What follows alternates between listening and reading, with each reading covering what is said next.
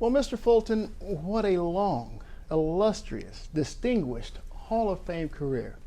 I'm not going to ask you for your favorite moment right now, but I will ask you, give us something that kind of stands out to you during your career. The relationship with the kids of this district.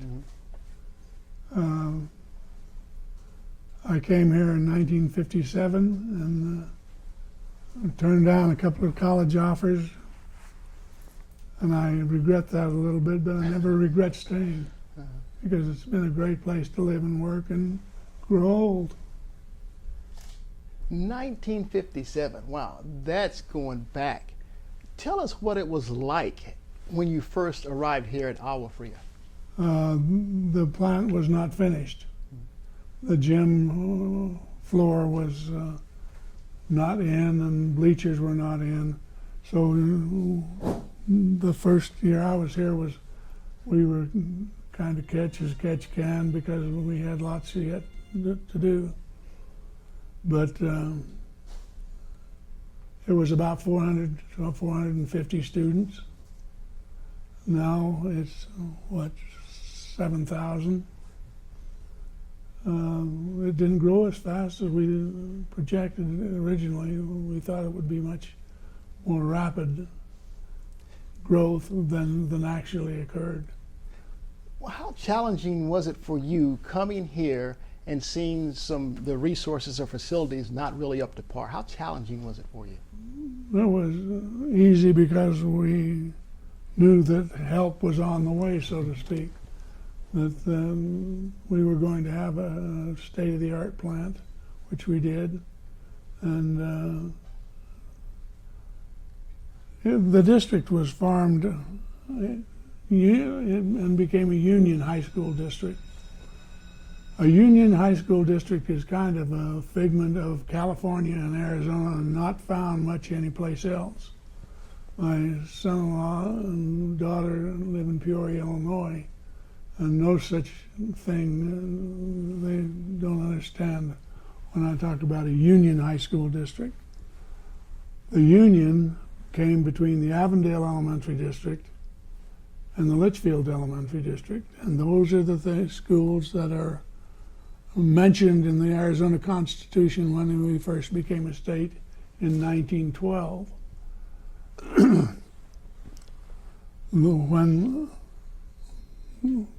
When the districts were by themselves, they paid tuition to the high school, mostly to Litchfield Park and to Tolleson, and about equally split in the Avondale Elementary District.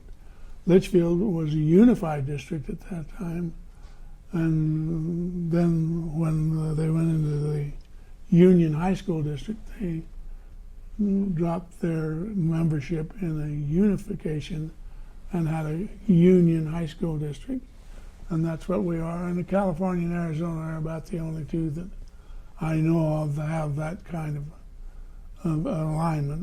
Most of them say, you got to have city relationships, you got to have a K-12 alignment, but we've made it work here, and people are very happy. The last time we said, should we break this up, overwhelmingly the voters said no, they like the Union High School District. And it has worked so well because there is a wide variety of students come here. I've been asked a lot of times, what kind of a place is it? I said, it's just like the world. You have some very wealthy people who go to school here. You have some people who have trouble finding the next meal. You have every kind of ethnicity in the world, including Luke Air Force Base students who have been around the world. Every kind of a situation it's like the world. You smart off, you'll get hit in the mouth. And you'll be protected because Tom and I are going to throw you out of school for 3 days at least because fighting is not worthwhile. It's not going to work. So we have followed the rules that we appreciate as good education for youngsters, and that has held on for these 60-some years. Well, Mr. Fulton, give us an idea of where your hometown was, where you grew up, and why you chose Agua Fria. There are so many other opportunities for you out there. Why Agua Fria? Accident. When I graduated from college in 1955 at Mississippi Southern University, and that was a different place then than it is today, too, let me tell you. I had a commission in the Navy. They said, go visit your mother, we'll call it, and this is between Korea and Vietnam. And you will find it hard to believe, but I got a good student discount and didn't have to go into the service right away because my grade point average was at the point that I was going to be allowed to finish. So I had a commission in the Navy and came home and visit Mom. I was born and raised in Snowflake, Arizona. I thought they'd call me right in, and I went to Flagstaff to have something to do. A new college graduate in Snowflake, Arizona didn't have much choice. But I'd been in Flagstaff, my people had been in Flagstaff, so I knew. So I went there, and I'm taking some college classes just until they called me in. And late in August, a guy came to me and said, is it true that you're qualified to teach? And yeah, I got all my ducks all in a row and took the necessary classwork. Well, I need to hire you in the worst way. I've had a late resignation and I need somebody. I said, I may be in the service the next day if you want that kind of stipulation. Let's do it. So I went to work for Round Valley High School in Springerville, Eager, Arizona, August the 18th, 1955. And it was about 200 students then, and it's a ranching, that's probably the basis of the economy is ranching. And we enjoyed teaching there. I had boys' physical education, girls' physical education, world history, American history, and biology. I was the assistant football coach. I was the assistant basketball coach. I was the head baseball coach. I drove the bus on all athletic trips and was expected to be ready to go. And I made $3,535 for that. Was that I could live? But now you relate that to today's salaries. I stayed there 2 years, and the second year, it was obvious to me, to my way of thinking, and I'm not saying this arrogantly at all. I thought I knew a lot more about basketball than the guy that was doing it. And I asked him, why don't you let me have the basketball and I'll help you in the football, and you have the football and I'll help you in football. And well, no, I like the basketball just as well. Well, the guy who hired me, who came to me in Flagstaff, resigned his position as the principal of Round Valley High School and went to a brand new school in Avondale called Agua Fria District. Well, he called me on the phone and said, they got an opening here for a physical education teacher in Avondale. Why don't you come down and interview for the job? Sounds like a good idea. So we came down and they said, this job would pay you $4,700 for your first year. Well, that was a $1,000 raise. That was really about 1/3 of what I was doing, a little less than a quarter of. So I came down in 1957. I started with that, and away we went. It's been that ever since. I got acquainted with the board members, of course, because it was a small community, and everybody knew everybody. With my family, I was in Hattiesburg, Mississippi, and I get a call from the president of the board, and he said, Bob Richmond has quit as the basketball coach. He's going to go build houses in Texas, and I'm very interested in you taking the job as the head basketball coach. You need to get out there as quickly as you can, get a schedule in Flagstaff, and be at the coaching school in Flagstaff. I'll leave in the morning. So the next morning we headed. I had a brand new baby, and she's sitting right over there. We headed for Arizona, and that was 1959 when we were I get muddled here a little bit, trying to think of things as I go along. I was the head basketball coach in 1959, and we broke even the first year we were there, and then went the next 17 years and made it to the state championships, not the championship game, but the championship tournament. 14 of the next 16 years. My last year coaching freshmen, my second year at Agua Fria, we had a wonderful freshman class come in from a basketball point of view. 6'4" kid was among them. A tiger by the name of Isaac Mason was the leader, and comparable people in all the other positions. And I drove all the kids. I'd driven truck and overguarded and so on when I was a youngster, so driving a school bus was not scary at all, and I would drive myself. And they were having 2 freshman games at the time among the bigger schools, and as I would have these on the schedule, I said, we'll play in both games if you want. And we went, between the 2 teams, we went 26-1. Got beaten by Sunny Slope in the second team. The first unit didn't get beaten by anybody, and the second unit got beaten only one time.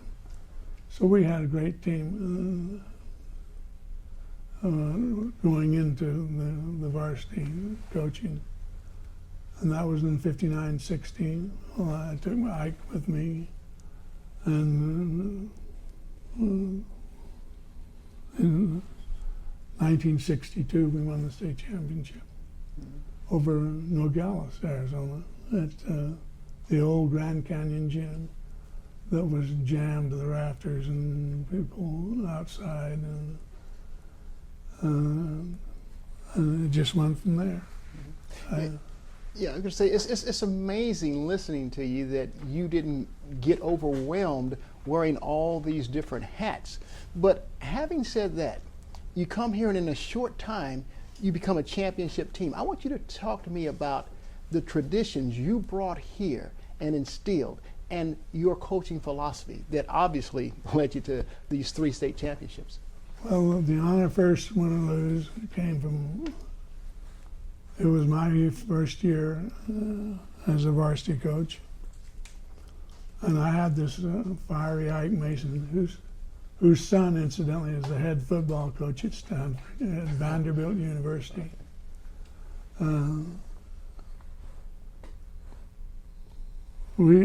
Something happened, and Ike and this young man went up together, and they come to the floor. And Ike was trying to hit this fellow with an elbow, and I was going to be the good doobie, and I didn't want Ike to get thrown out of the game, and I wanted to teach him that you don't do that. So I got him. The gym was packed. We're playing Peoria. I got up and I went out on the floor to get Ike off him. Guess what happened? The crowd came right with me. And we had a melee and terrible thing. Well, we discussed that as a faculty and said, this is a learning moment for us. We need to react to this. So we adopted the school motto, honor first, win or lose. And we have got that to this day, and I see it still up, and everybody believes that that's what we ought to do, and I believe that's what we ought to do. We had every group you can imagine, farmers, military people, everyone, and it's still that way. I guess it's just like the world. Yeah, your coaching philosophy that led you to be so successful was what? Sports and athletics ought to be like we live. It's not an end by itself. It's a means to an end and a part of the program that you're presenting as a worthwhile education to the kids of the district. And that's guided me. It's got to be good. In 1974,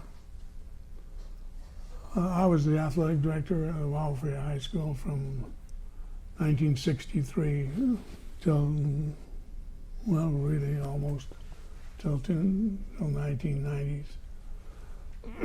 But where was I? I interrupted myself. Yeah.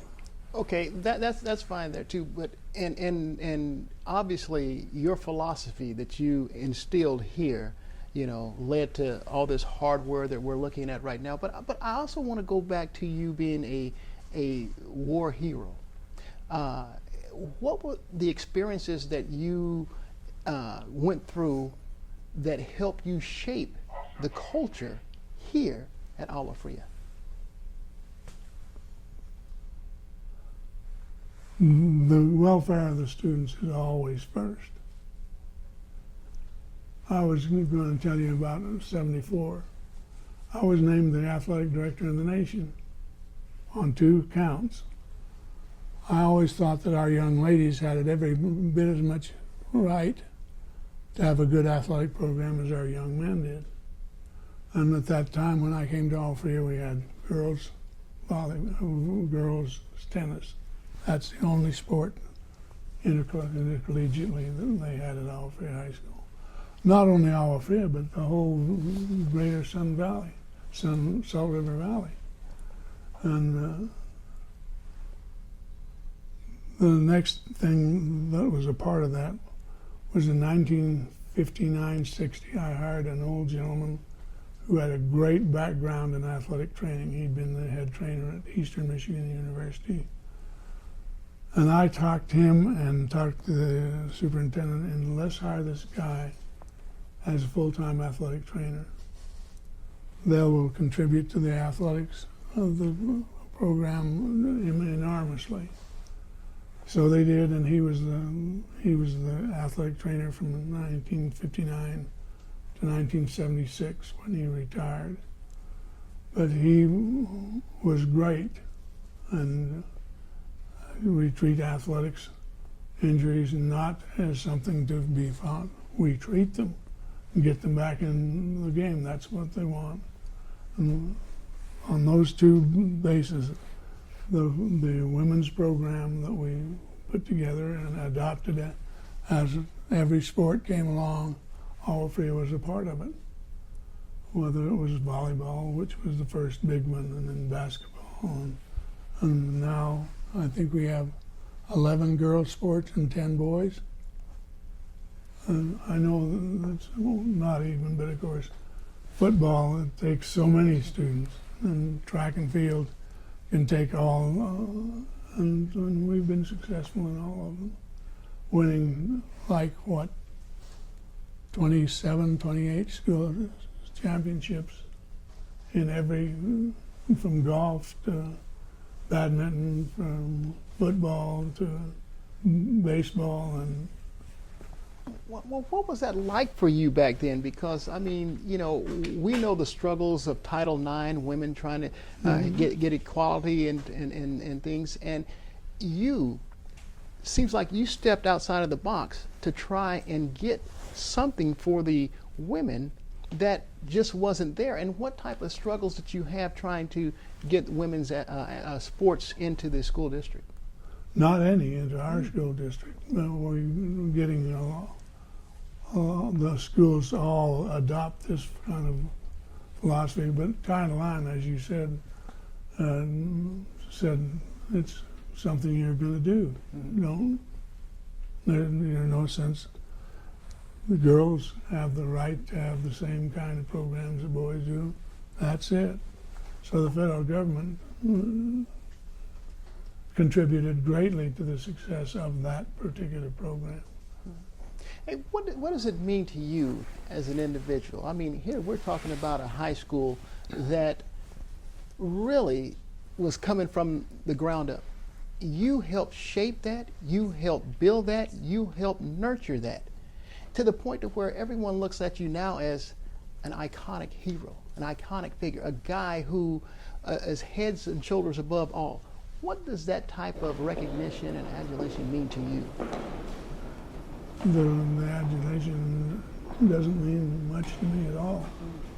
The success of the students and them having worthwhile programs, it means a lot to me. I'm very, very student-oriented in having them something to do that's worthwhile.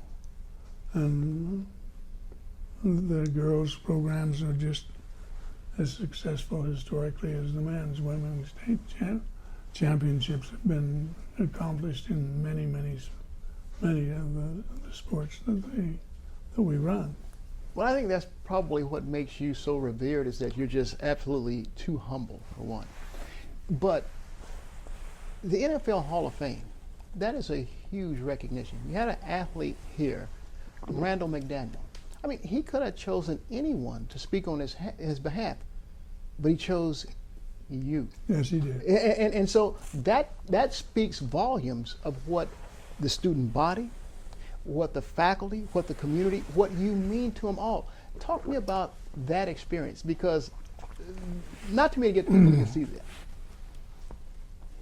In a lot of ways, if you were going to take the most ideal student that ever people deal with, Randall McDaniel was it. He went 12 years in Avondale, Agua Fria district, and never missed a day. No one ever wrote a disciplinary referral on him for anything. He was the most superior athlete that I've ever known personally. He could do things that astound you.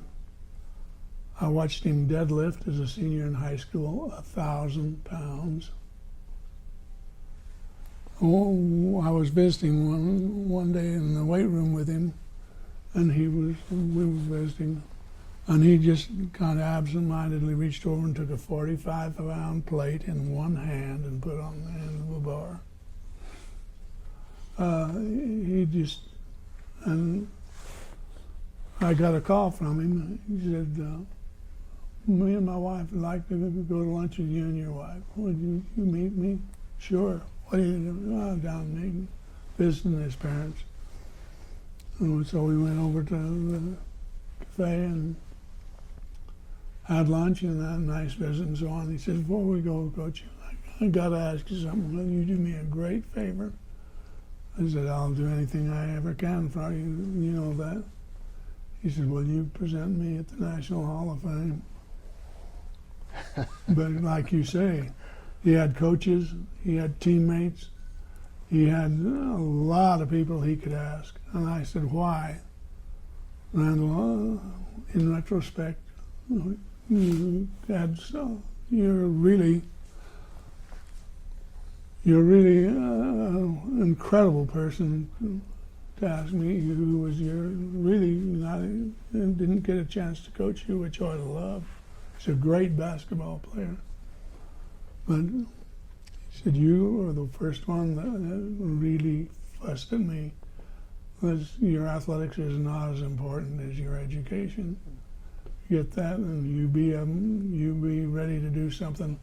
Because if you tear up a leg and you lose that much of your great quickness and speed, you're just another meat on the hoof to people that really don't care about you. All they care about you is what you can do for them. We went back when he was put on the Ring of Honor at Viking Stadium. And the Ring of Honor is, in a lot of ways, more personal placement than the Hall of Fame, because it's how you fit into the community and what you did for those around you and what you've been to the game and what kind of a person you are. It was focused much on that. And we're at dinner that night, and one of the big tackles that played next to him for many years said, "Do you know how good a player he was?" I said, "No, I know that he's a great player, and that's all that's in there." He said, "He's not the best guard that ever played the game. He's a whole lot the best guard that ever played the game." Then he went ahead and he said, "It borders on being criminal, the money he fleeced off backs and hands, outrunning them in the 40-yard dash. They can't believe it." And he said, I never saw him beaten. And he finished 6th in this 100 meters in the Arizona State High School Championships in 1983. But yeah, Randall McDaniel was and we're still very close to him.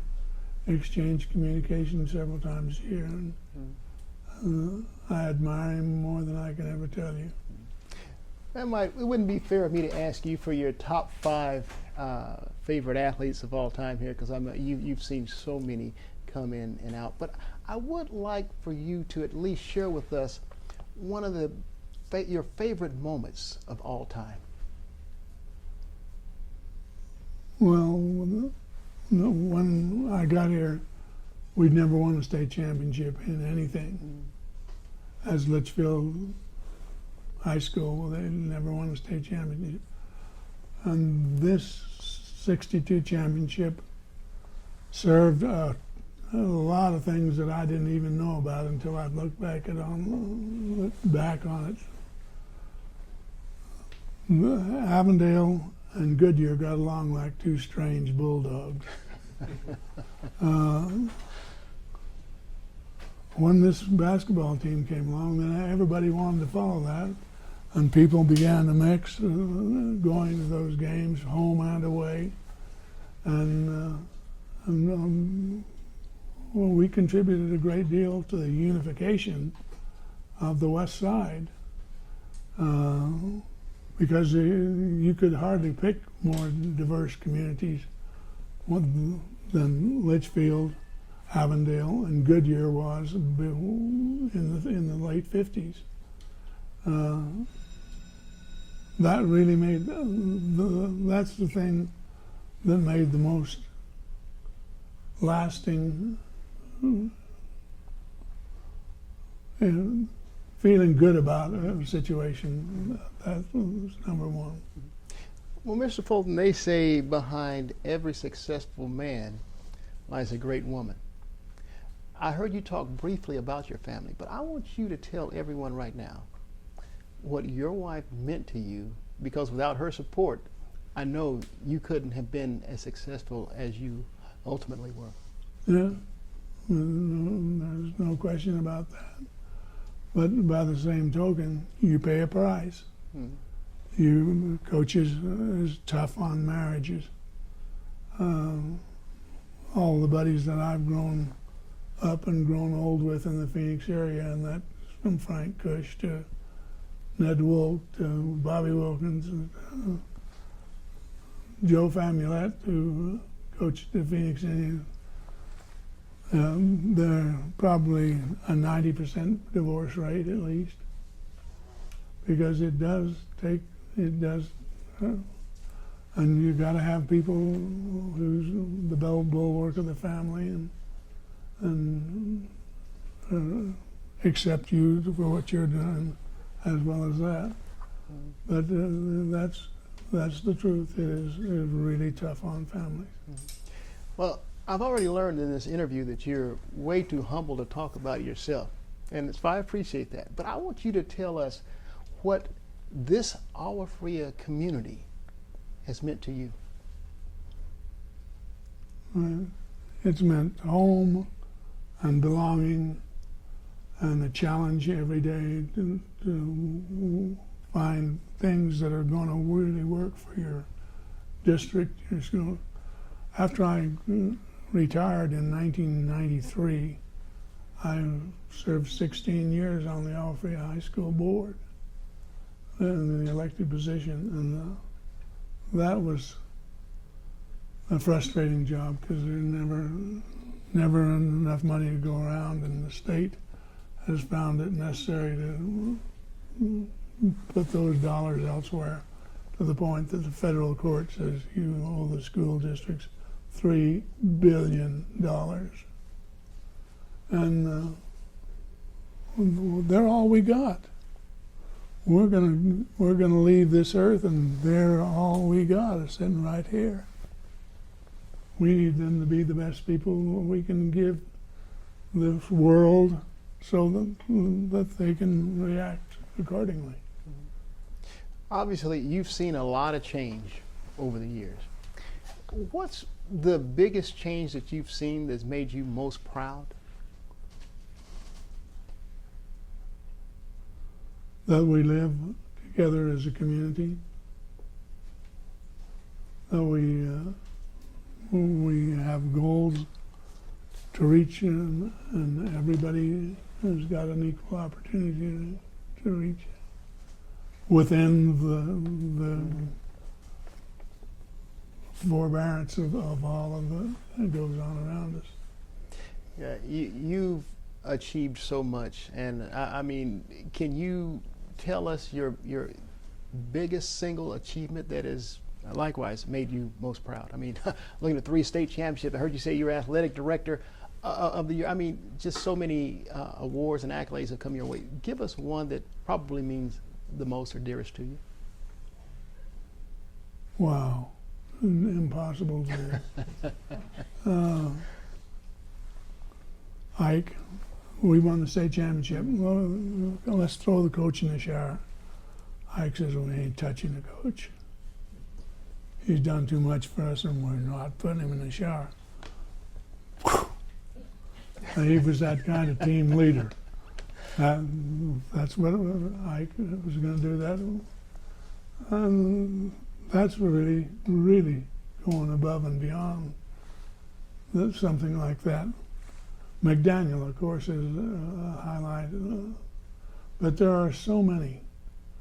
When 1 year, you always take care as a coach. If you take care next year, then this year always takes care of itself. And we had a real dearth in big, talented players in the early 60s. And all of a sudden, somebody moved in and became the principal at Avondale Elementary School. And he had a 6'4" son who was going to be a 7th grader. And the high school needed a principal, and they hired a fellow out of Sierra Vista by the name of Cantrell, and he brought a boy with him that was 6'4" and a real competitor. And then my old hometown of Snowflake had a great business teacher that moved down and went to work at Agua Fria, and he had 2 boys, Bob Corley and his brother.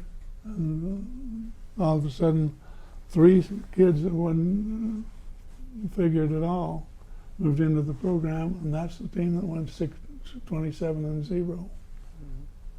Wow, you know, and I look up there, I mean, it's so tough to repeat, yet you did that in 65 and 66. But I want to go back to something, because I'm winding down this interview. I'm going to go back to something you said to me earlier in this interview. You said you had a chance to leave and take college coaching positions, but you didn't. You stayed. My biggest question is, why? It was Kansas State with Tex Winter. Wow.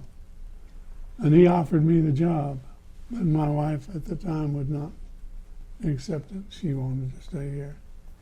I've always regretted not having gone, but never regretted staying. If that makes sense. That makes a lot of sense. Wow, interesting. All right, as we wind this thing down here, this will be my last question. Just give us an overview.